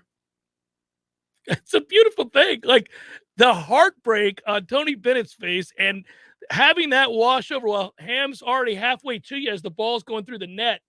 I got this. Tony, we got to stop meeting like this. Yeah. Well, I mean, we have had a number of great moments against Virginia. And you know what that win did? It guarantees yet another season in which Florida State has an all-time winning record against Virginia. That was the game for Virginia to even up the series all-time at 500. Had they won the game, they would have drawn even. But alas, they did not. They are not even. And you wait till we get some 26-year-olds in here to play in the front court.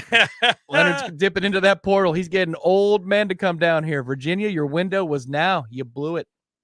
We'll see. But I do think, a fun and important offseason. I'm going to be so intrigued by this basketball team's makeup for next year. I wonder of the group that we're excited about that has a long way to go but shows real talent. That group would include Butler, obviously. Matthew Cleveland, if he ever finds a degree of consistency with his shot. You think he's coming back? I don't know. It hasn't been a banner year for him as a shooter. Obviously, he can't shoot free throws. He's unbelievably athletic. He can get to his spots. He's gotten better at getting to his spots. I have pointed this out numerous times over the years, that the separation between production in college as a freshman and what fans think you should be as a five-star kid coming in as a potential one and done, and the reality of what the NBA projects you as are very different things. Like the NBA can watch a kid come in and average 4 points a game and still see the value in him as a player in year 4, year 5 of his NBA career when he's 23, 24, 25 years old. And so we get caught up. And by we, I mean collectively as fans, we can watch a kid have a season that does not rank where we thought it would based on the high-profile nature of his recruitment, and then convince ourselves that lack of production or consistency means he's coming back. And 9 times out of 10, it doesn't. It doesn't mean that. If the NBA still feels like that body type is unique and that athleticism is unique, and they feel like, you know what, we'll develop the shot, we'll get him, very, very consistent by the time he's within our system for 3 and 4 years, well, then, he moves on. He moves on. So I don't know. I mean, I said all last year Scotty Barnes was going regardless. It was very evident. There's a difference between Scotty Barnes and Matthew Cleveland. I mean, Scotty Barnes is a different looking dude. And you stand down there on the floor next to Scotty Barnes, and that is a different cat. The size, the wingspan, the density of muscle, the explosiveness, the willingness to, if you think about an NBA game and the way that it's officiated, an NBA game, the way that it's defended, Scotty Barnes translated in the eyes of all of those scouts for big reasons. And there was no doubt he could be wildly inconsistent last year and it wouldn't have mattered. He was going. It's a little bit different with Matthew Cleveland. It's a little bit different. He's not Scotty Barnes in terms of body type. Now, he is freakishly athletic, and he will go to the league and all of those things, and I wish he's getting smoother. He's getting better and better, but it has been a slog. I mean, he's had a tough time getting up that hill this year. He's starting to come on. Slow your roll there. Right, and that's the way I felt about that game. I'm like, well, if you're going to fight and claw in that second half and put us in position, being down 9 with however much time was left. 2 minutes and 15 seconds. And it's basically you that puts us in the position, and you finish it off. And you're the guy who hits it's not quite a half-court shot, but you're the guy that hits that 30-footer. Right. Well, if you're going to have to go, then finish it. Don't let that be an awesome effort in a close and narrow loss to Virginia because we can't defend the inbound with, 5 seconds to go. At least finish the job and get the win that we can always remember. Because Matthew Cleveland, even if he left, is going to be a part of an FSU trivia question of what's the best buzzer beater you've ever seen? Or what's the most unlikely shot or moment you've ever seen in program history? Well, Matthew Cleveland's moment is now etched. Doesn't help us get to the tournament unless we have one magic week in Brooklyn, but still, at least you have a real memory there rather than, oh, remember when he figured it out against Virginia just in the nick of time for him to not come back, and we never really saw the best of Matthew Cleveland? So, but we'll always have that video. Right. Harrison Prieto deserves a lot of credit too, and I have failed to mention him in this segment, but listen, what a game he had, and it's not the first time this year that he's had a big game. I think back on that Syracuse game where he opened everything for us. It's just exciting to see a kid like that. 14 points, 6 of 8 from the field, 2 of 2 from 3, 6 boards in 27 minutes off the bench. It was really important because your guy, Cameron Fletcher, was MIA, and man, it drives me nuts with him. I never really know, but thanks for the 2 points. At some point we'll get some consistency out of him. Hopefully. I'm still on that bandwagon. There's not a foot off. I know. Listen, I'm not saying there's just so much raw ability there. I would just have hoped by, March is tomorrow. But we have moments. We have these moments with him where you're like, oh, that'll work. Oh, where has he been? Oh, yeah, he's nothing today. Few players in Florida State history, and I mean this, can get from the 3-point line to the basket with the fluidity and the variety of moves that Cameron Fletcher does. Doesn't always finish, and then there's this whole other side of the court that you got to play on. That's a devastating side of the court, Tom. That's not one we want to talk about when we talk about his game. It's the Jeff Cameron Show, 93.3 Real Talk Radio, Warchant TV. Hi, Chris Kraft for Kraft Nissan. The all-new 2022 Nissan Frontiers are arriving daily. If you haven't seen one, you're missing out. The praises for this total redo keep pouring in. Motor Trend says Frontier is a truck we'd hoped it'd be and more, raising the bar in design and amenities. Autoblog.com screams that the all-new Frontier is worth the wait. My favorite review, Car and Driver took one out for a test drive. They said motorists kept giving them a thumbs up and waving them down for a closer look. One of the biggest improvements is that the interior is a whole lot quieter, prompting a Road and Track reviewer to say, the new Nissan Frontier is my favorite midsize truck. Motor1.com said if Frontier is targeting the Tacoma, Frontier One. You can get a lot more truck for a lot less money, which is exactly why CarBuzz.com claims that now is the time to buy the all-new 2022 Frontier. Google it yourself. The 2022 Nissan Frontier is the most truck for your money and soon to become Tallahassee's favorite midsize truck. Kraft Nissan, Tallahassee. Refreshing and simple. 2 words you don't hear many people use to describe their experience going through the process of getting a home loan. That's what puts the Hamilton Home Loans experience in a category all their own. If you're buying or refinancing a home, Hamilton Home Loans will provide a personalized mortgage experience that is dedicated to making the process refreshingly simple. It all begins with an initial consultation with an experienced Hamilton Home Loans advisor to find out what your goals are in order to find the right mortgage to suit your specific needs. Then, your personal home loan advisor will take you through all the steps from application, underwriting, approval, and closing, all the way to the front steps of your new home. Once you've experienced the Hamilton Home Loan process, you can be a customer for life and never have to pay lender fees again. For first responders, nurses, physician assistants, teachers, active and retired military, ask about the Hamilton for Heroes program. Personalized attention with your needs put first. Now that's refreshingly simple. Find out more at HamiltonHomeLoans.com. That's HamiltonHomeLoans.com. Equal housing lender. NMLS number 200719. Siri, tell me a joke. The past, present, and future walk into a bar. It was tense. All jokes aside, the trained professionals at Mac & More Systems are serious about Apple products. For all your Mac repairs, call Mac & More Systems at 894-3622. 894-3622. Your body is a masterpiece designed to heal itself from within. Learn how to maximize your health by tuning in to Phenomenal Health with me, Dr. Ryan Finn. Saturdays at 2:30. Experience true health today and call Finn Chiropractic at 386-7700. Are you the parent of a 2 to 7-year-old? Listen closely for an exciting free radio offer. By now, you've probably heard of ABC Mouse, the Parents' Choice Award-winning online learning program that's actually changing the lives of early learners everywhere. ABC Mouse is like a little one-on-one teacher. It has helped her so much. Right now, we're offering a special radio promo to try it free for a month, but you have to go to abcmouse.com/radio to claim your free month. That's abcmouse.com/radio. Sponsored by Age of Learning. Have you wanted to speak a new language but thought it'd be too difficult or take too much time? Then try Babbel. In just 15 minutes a day, Babbel teaches you conversations that you will actually use. With 14 languages and lesson topics like travel, business, relationships, and more, you'll learn what matters most to you. Babbel. Language for life. Learn a new language with ease. Go to Babbel.com to try for free. That's BABBEL.com. We all want more energy, more strength, more results. Well, welcome to Orange Theory Fitness as you take a step towards feeling more alive today. Backed by science, Orange Theory's heart rate monitored workout is scientifically designed to keep heart rates in a target zone, spiking metabolism and increasing energy. Orange Theory Fitness is a one-of-a-kind group personal training workout resulting in more energy, visible toning, and extra calorie burn for up to 36 hours. Experience a more vibrant life today with Orange Theory Fitness. To find out more, go to orangetheoryfitness.com. The Jeff Cameron Show is a production of the Warchant.com Multimedia Network. Check out Warchant.com today for the latest news inside Florida State athletics. That's Warchant.com. Now, back to Jeff on Real Talk 93.3.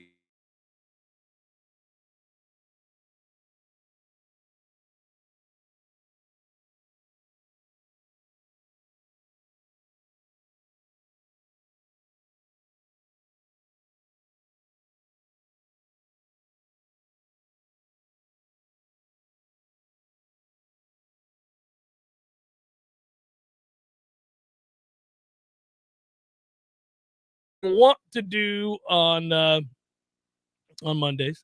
Looking forward to it. Busy time. Tomorrow morning we'll all be up and ready to roll.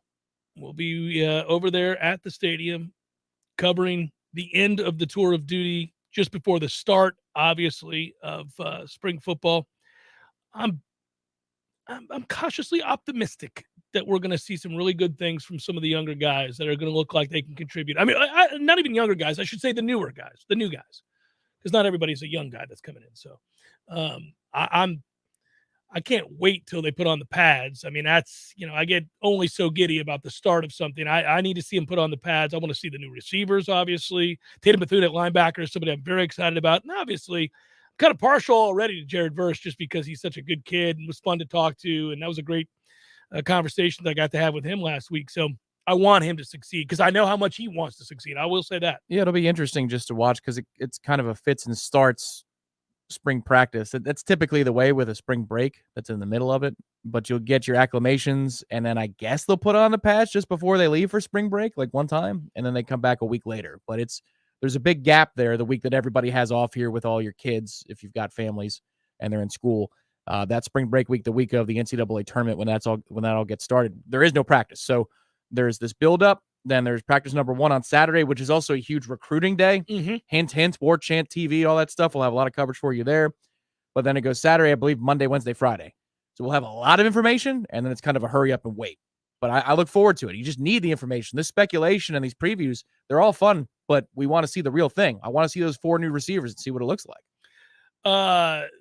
Caden Lyles, as mentioned there from Ryan, I saw did take the squat party title there as he, as you would hope, coming in, experienced as he is, his age, all of that. We've been in a position to largely ignore or gloss over offensive line play going into spring. We're just making certain assumptions about the competency of an offensive line that we haven't assumed that about in a number of years. So that's exciting. The crazy thing is, close to the football, you feel pretty good. You feel pretty damn good. The interior of the O-line, the interior of the D-line, not bad. Yeah. All right, I see him sitting there. He's ready to go. Let's do what we do on Mondays. We bring him in. An added benefit for those of you watching on Warchant TV, you get to see the features. You get to see the mug of one Ira Shafel, Warchant.com. Hello, Ira. It's an added benefit or maybe not. It's depends on your perspective.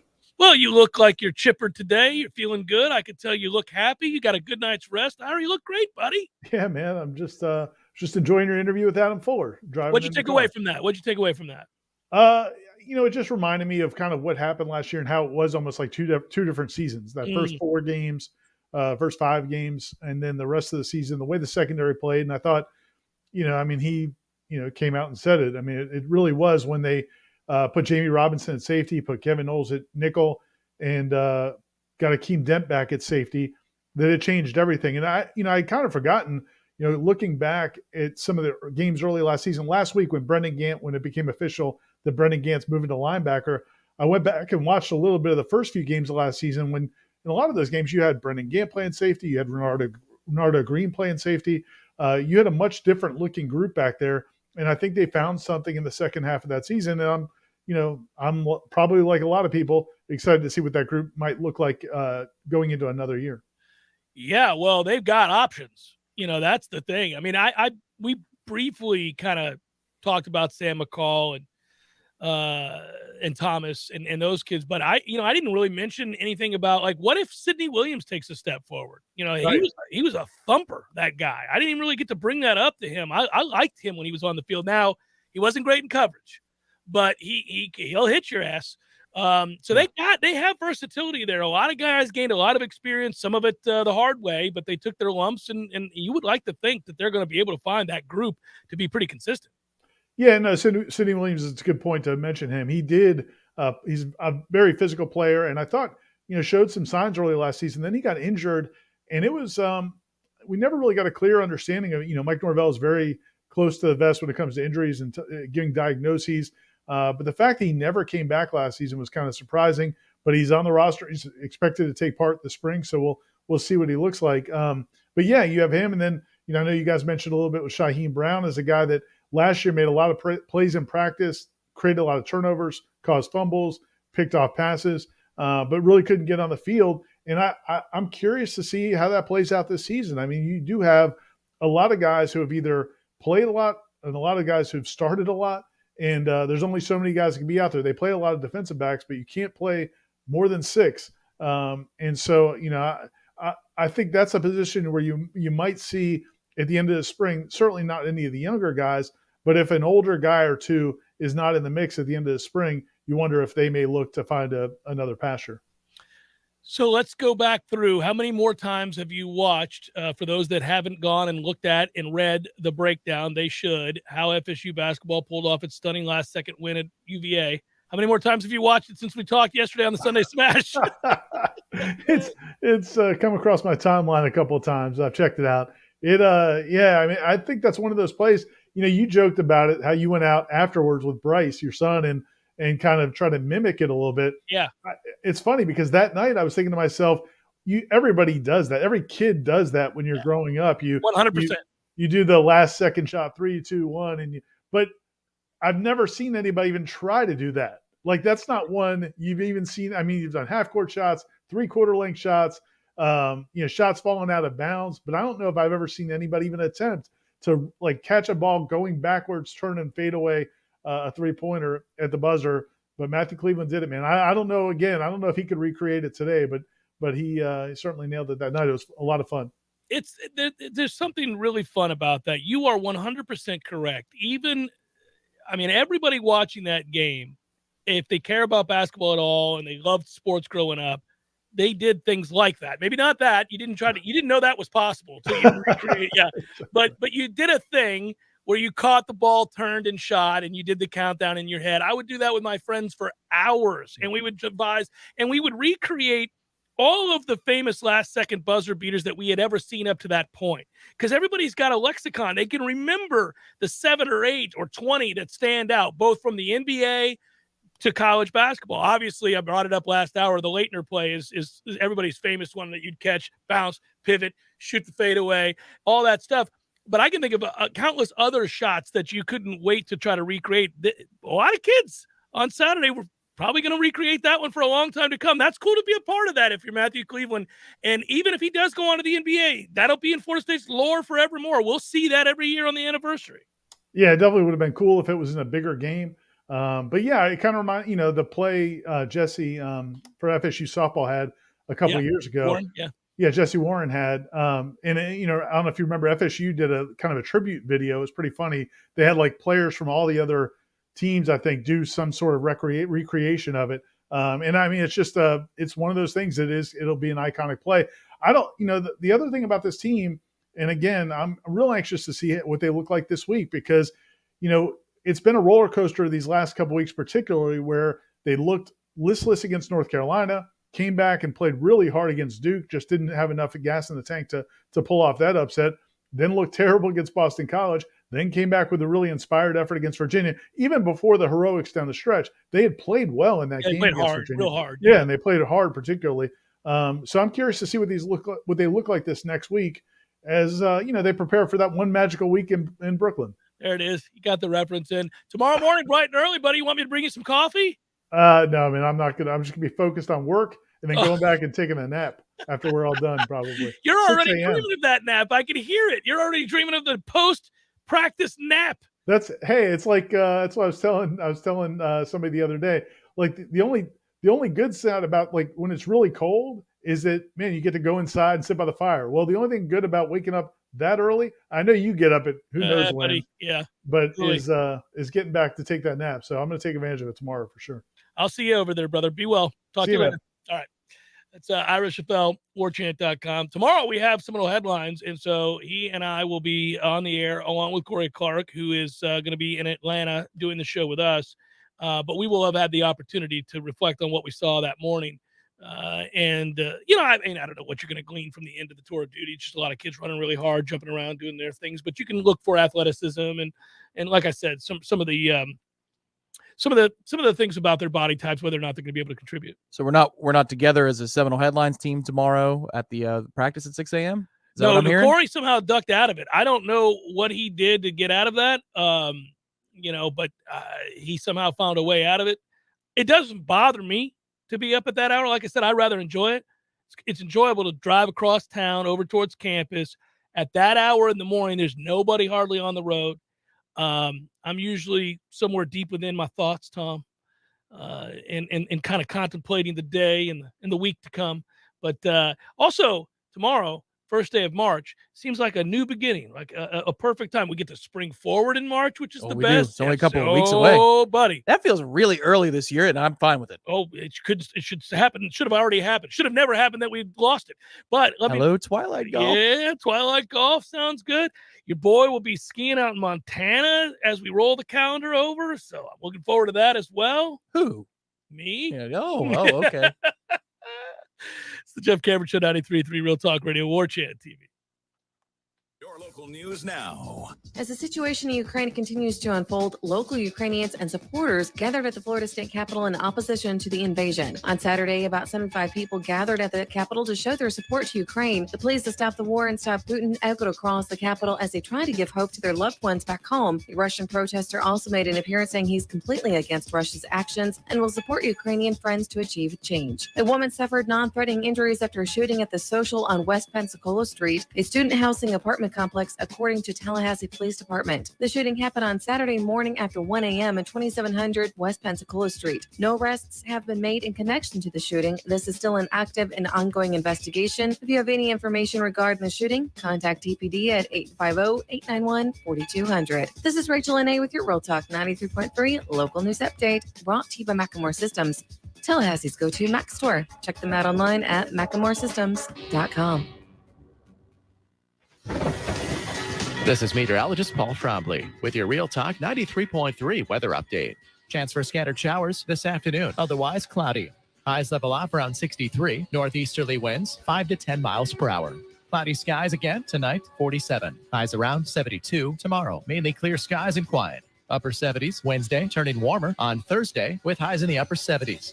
This report is brought to you by the Lawn Johns. For all your landscaping and lawn care needs, visit thelawnjohns.com.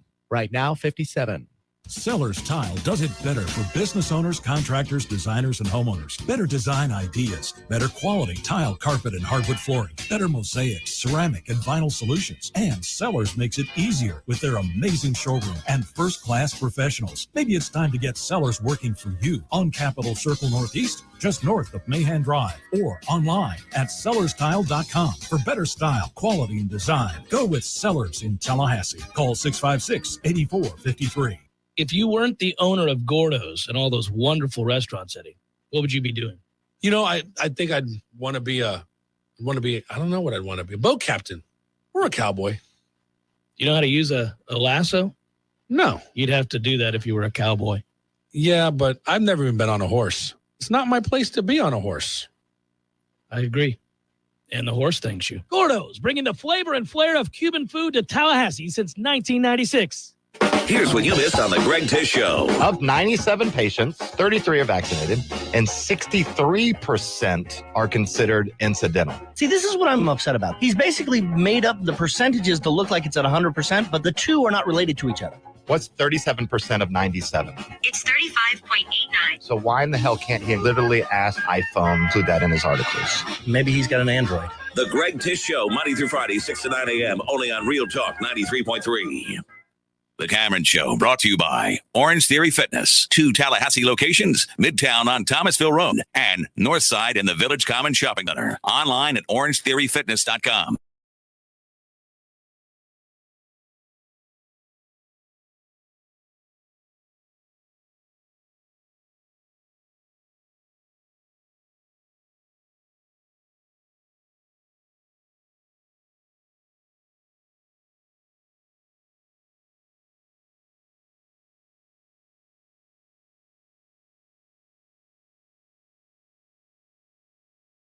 The Bucks Pro Bowl guard at the tender age of 28 has said, peace to football. The kicks just keep on coming to those testicles. My goodness gracious. It was still worth it, but that one. That one hurt your feelings. It made Sunday a little tougher. Yeah.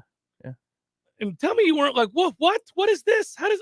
What is going on here? I was devastated. Well, it's just one of those things when you read it, you don't believe it. You're like, oh, whatever.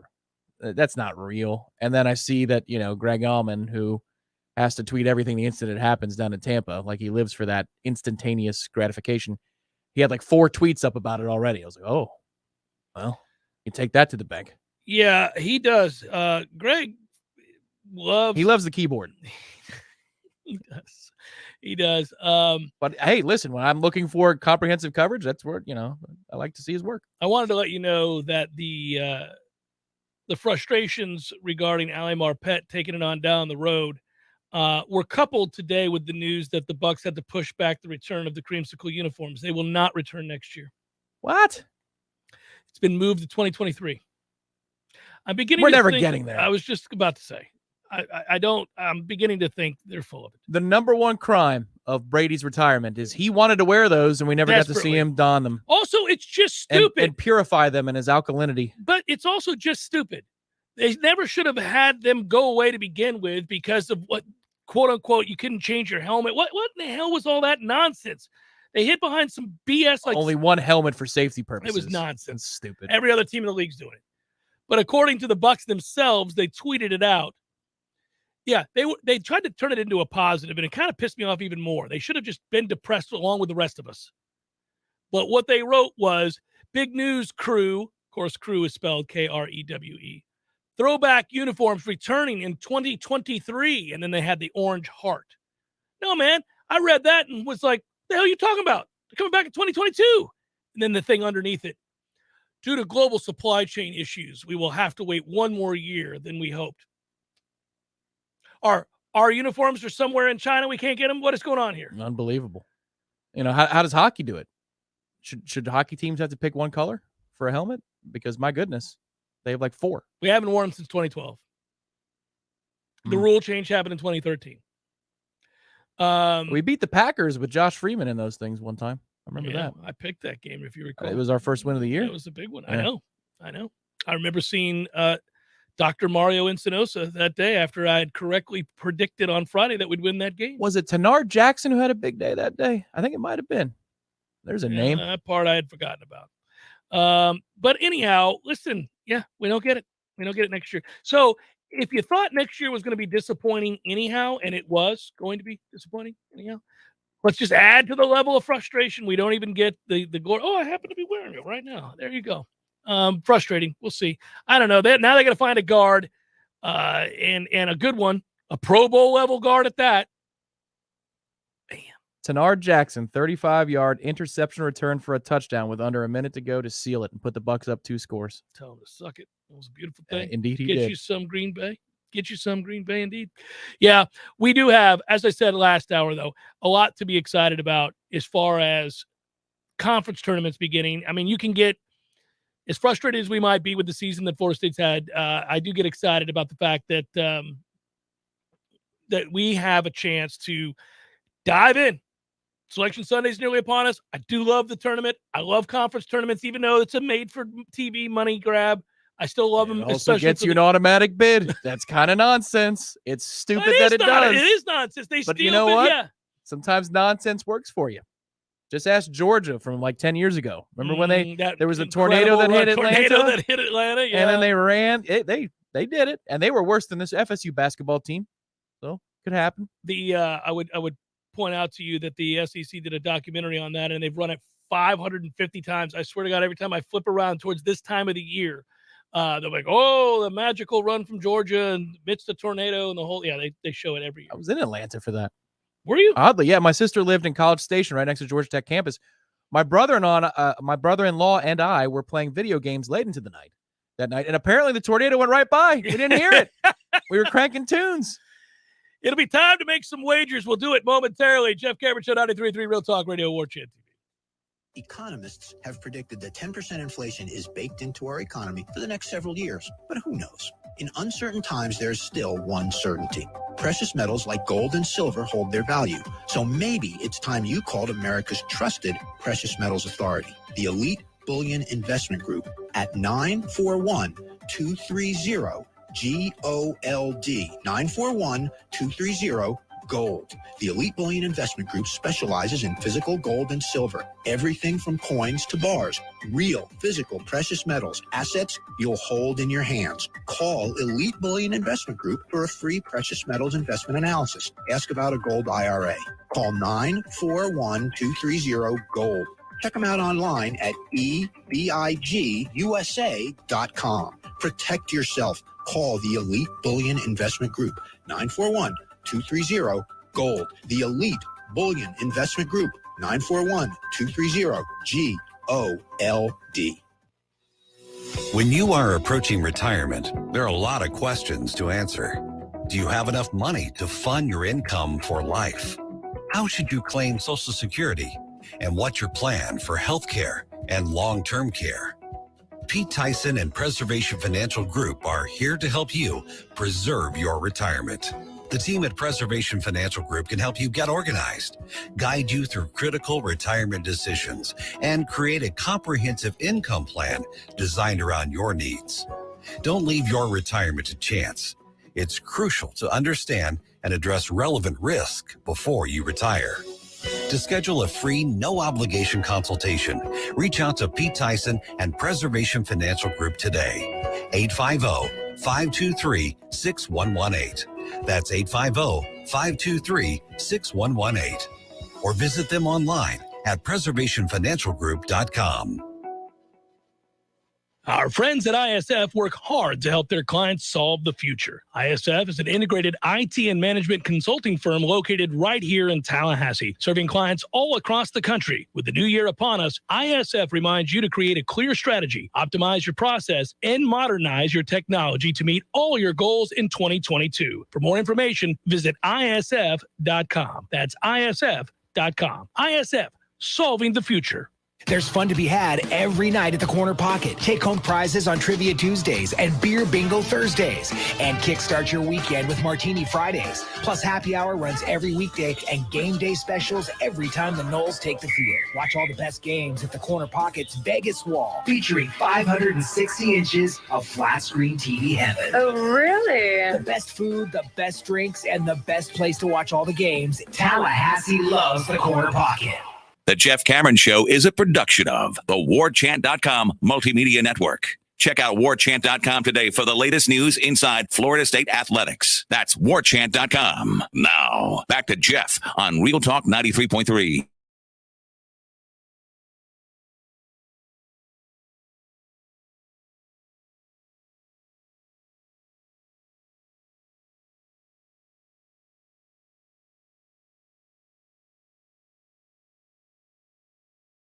Baseball is seemingly hell-bent on shooting themselves in the foot yet again, Tom. Devastating news today that I've put on the back burner just because it hasn't happened yet, and I'm holding out hope for that 11th hour deal. But great article from Jeff Passan this morning that I would invite you guys, if you care about baseball and are interested in what's going on, at least his perspective of this. And I think he's right. You mentioned last week that these things have inched along for almost a year with very little progress. Players were, of course, locked out by the owners, and then they just sat back and looked at each other and did nothing. But just so you know, in summary, I thought this paragraph was pretty fitting. Player pay has decreased for 4 consecutive years. Even as industry revenues grew, franchise values soared, and the would-be stewards of the game pleaded to anyone who would listen that owning a baseball team isn't particularly profitable. Players' service time has been manipulated to keep them from free agency and salary arbitration.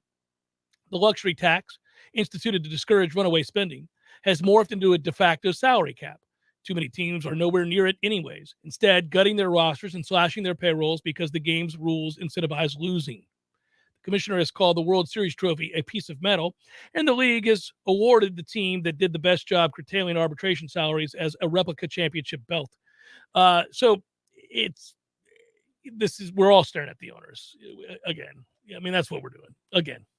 But just as, I don't know, maybe it's just I'm getting older. I've seen a few business negotiations in my time, rather than you hear about it from like your dad who was in the industry. Mm-hmm. They know that they're always going to win. So what's the incentive? They're always going to ultimately win. It's hard to beat the owners straight up. Now, you could get concessions to a degree, but they believe that a fan base is still going to turn out the moment that opening day happens. And of course, they want their gross revenue, but they knew that the pinch point for the players to get them to concede was a hard deadline that they create when it comes down to games. Yeah. Otherwise, they're going to be fine. So this is a natural course of things. The question is, was it a bluff in terms of today was the deadline before opening day gets moved, or was that not real at all? And by Wednesday, they say, oh, magically, we can start on March 31st. We'll see. They felt like they made concessions by upping the average base salary significantly, not overwhelmingly so, but that is not seen as a olive branch by the players because of all the other things that they wanted to certainly have as part of the discussion. I guess my point is there could be no real negotiation that the owners want to take part in unless there's pressure. Yeah. And how do you create pressure? Proximity to opening day. Sure. So this was always going to take this long. It sucks, and it's a tale as old as time that baseball will go above and beyond what is reasonable. They love to hurt itself. Like it was unbelievable at hockey last time around, extended its CBA before it was a problem. That's unheard of. This is more of the norm, where they cannot wield the stack of chips that they have on the poker table and bully the players until the stakes get high enough that giant pile matters, because the players' pile is pretty big too. Now it's starting to matter. So this week, I think, if it doesn't happen this week, then we're looking at the 90s all over again. Yeah, well, 94 happened, and by the way, they didn't come flocking back to the stadiums. That's why McGuire Sosa became so important, because they weren't coming back. Fans at that point had grown that kind of frustrated. This reminded me of hockey when they screwed themselves. It took years to undo that. Yeah.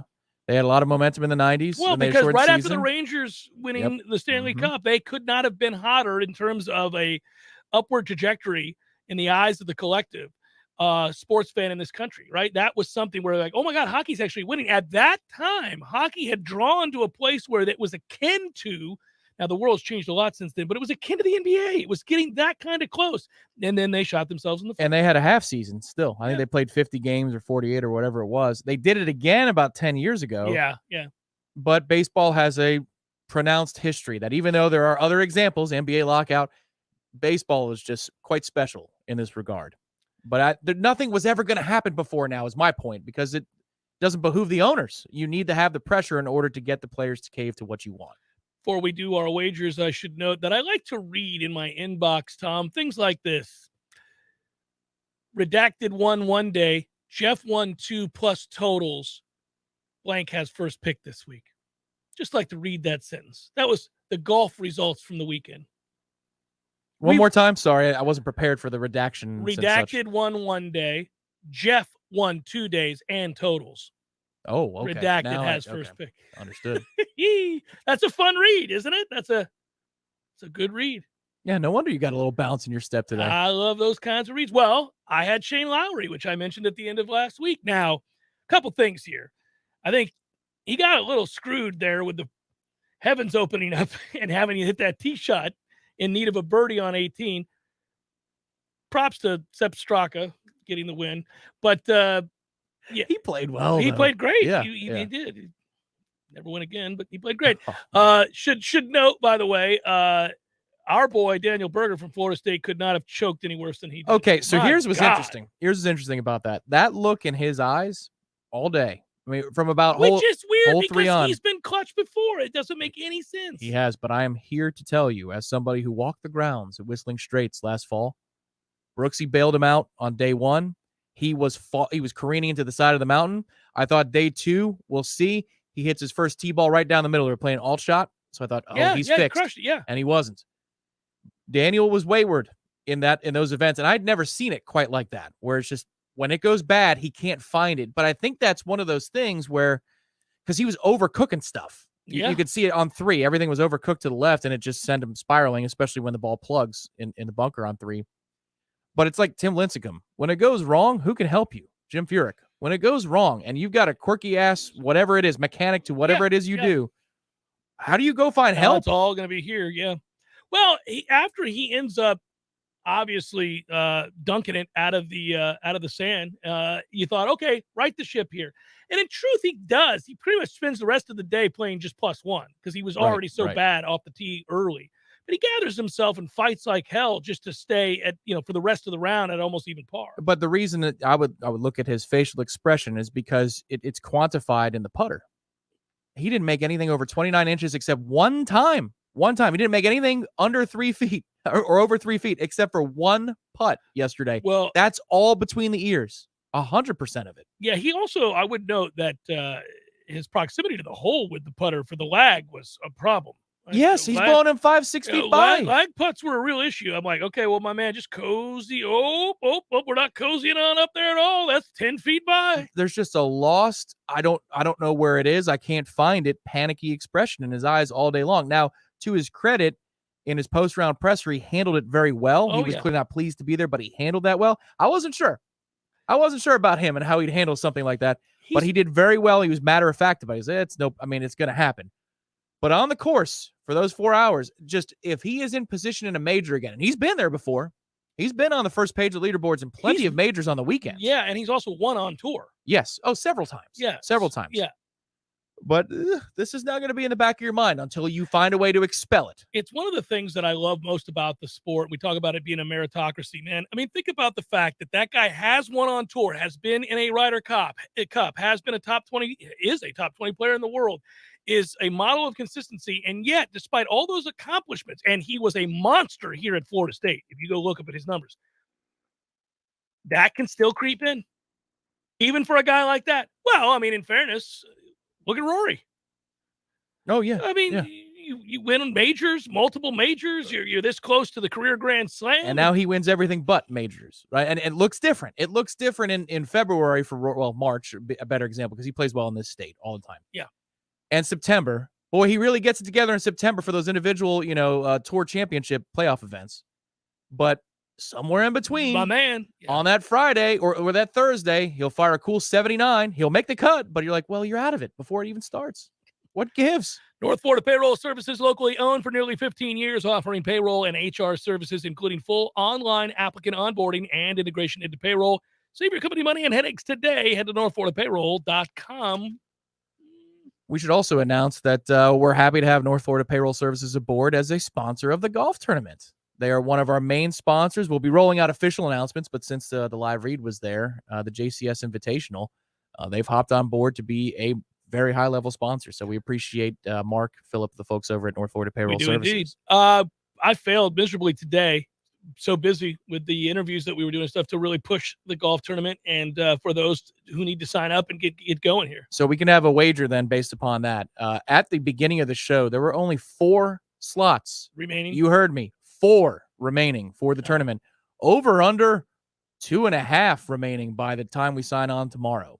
I think it'll be closed. It might be. So if you've been thinking about it, people out there, 4 slots remain. We might have something open up, an alternate situation, but there are no promises that we can give beyond the 4 that are left. Yeah, get in. Like you can post it up on the screen if you want, but really quickly, wagers. Give me North Carolina and give the 7.5 against Syracuse. Is that fair?